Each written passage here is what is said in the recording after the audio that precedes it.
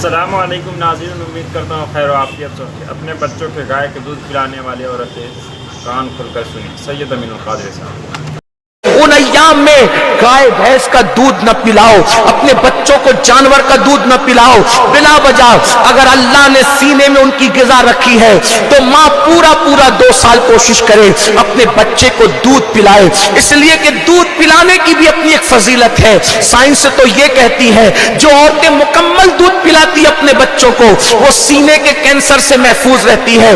آج عورتیں سینے کے کینسر میں مبتلا ہیں اور وجہ اس کی ایک یہ بھی ہے، بہت ساری وجوہات میں سے دودھ نہیں پلا رہی ہے، کیونکہ دودھ پلائے گی تو اس بچے کو بازار میں بھی ساتھ لے جانا پڑے گا، شادیوں میں بھی ساتھ لے جانا پڑے گا، اور یہاں بھی آج تو کل عورتیں ماں بننے کی شوقین تھی اور آج عورتیں ماں بننے کے بعد بھی سوچتی ہے کہ بچہ مجھے امی کہے گا تو لوگ مجھے جو بڑی عمر کی سمجھیں گے، یعنی ماں بننے کے بعد بھی میں 18 سال کی معلوم ہونا چاہیے۔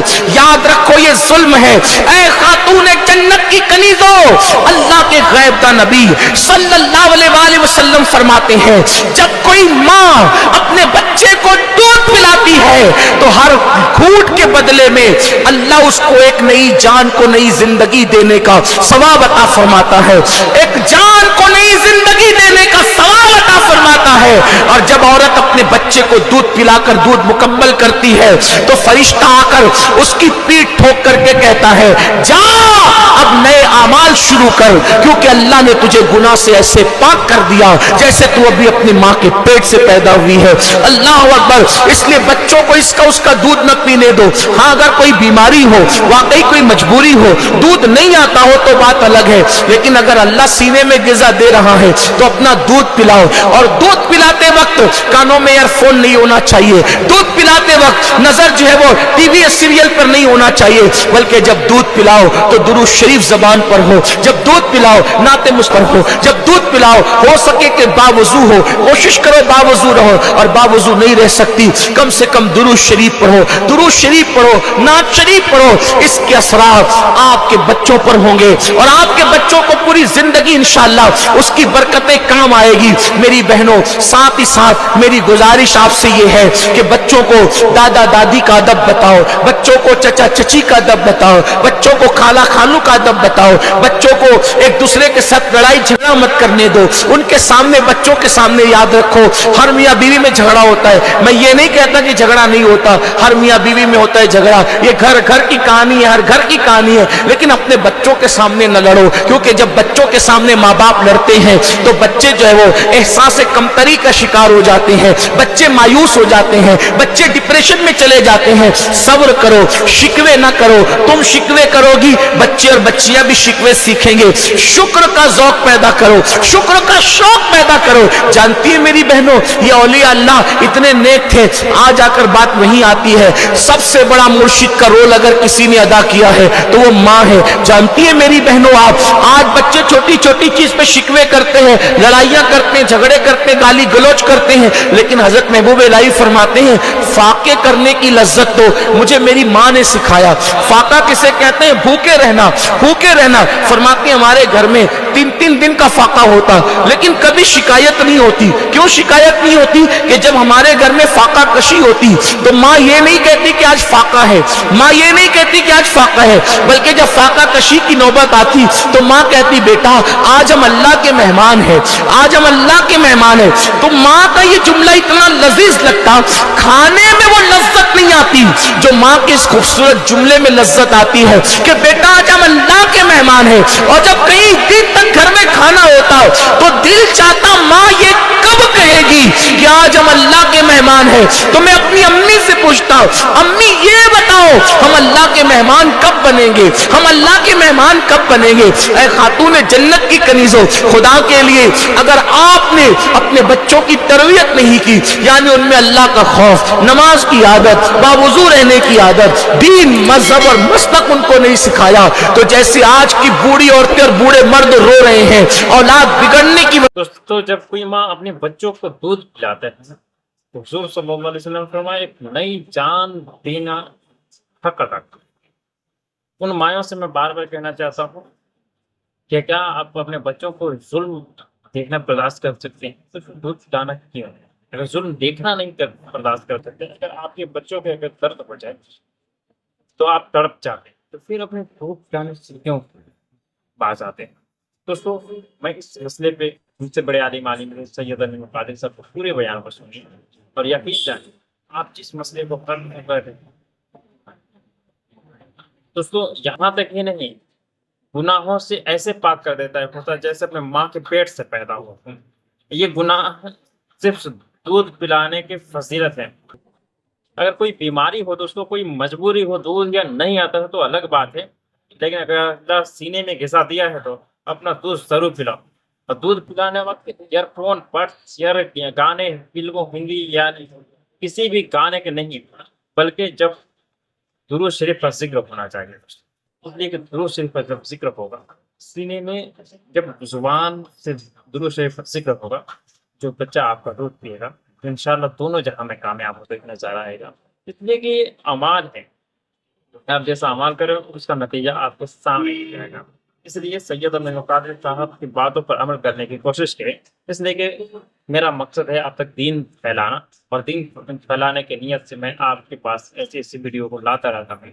اگر آپ غلطی سے بھی چینل کو سبسکرائب اگر نہیں کیے ہیں، جا کے ابھی چینل کو سبسکرائب کیجیے، ویڈیو کو زیادہ سے زیادہ شیئر کیجیے گا، بیل آئیکن دبانا بالکل نہ بھولیے تاکہ آنے والی ویڈیو کو نوٹیفیکیشن آپ تک سب سے پہلے پہنچے۔ دوستوں، میرے ایک ریکویسٹ رہا کرتی ہے، پلیز اگر ایک سپورٹ کی وجہ سے اگر دوسروں کی، ایک شیئر کی وجہ سے اگر دوسروں کو یہ ہدایت مل جاتی ہے تو انشاءاللہ العزیز آپ دونوں جہان میں کامیاب ہوتے ہوئے نظر آئیں گے۔ چلیے، اللہ حافظ، ویڈیو پہ کنٹینیو بنے رہیں۔ کی وجہ سے آپ بھی رو سکتی ہے۔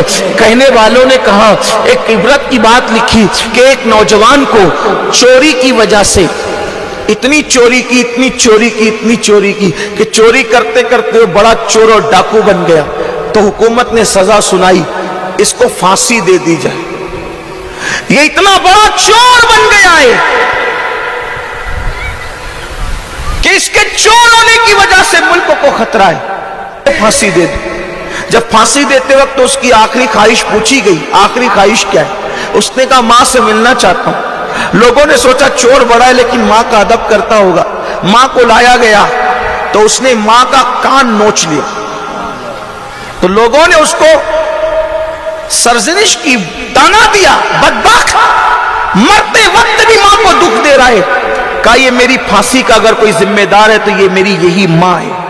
جب میں نے بچپن میں چھوٹی موٹی چوریاں کی تھی تو اس وقت میں اپنی ماں کی اسی کان میں آ کے کہتا تھا، میں نے پیسے چرائے، میں نے سامان چرایا، میں نے یہ چرایا وہ چرایا، تو اس وقت میری ماں مجھے کہتی تھی، جا لے جا کر کے چھپا دے۔ کاش اگر میری پہلی چوری پر میری ماں نے مجھے تماچا مار کر کے روک دیا ہوتا تو میں اتنا بڑا چور نہ بنتا۔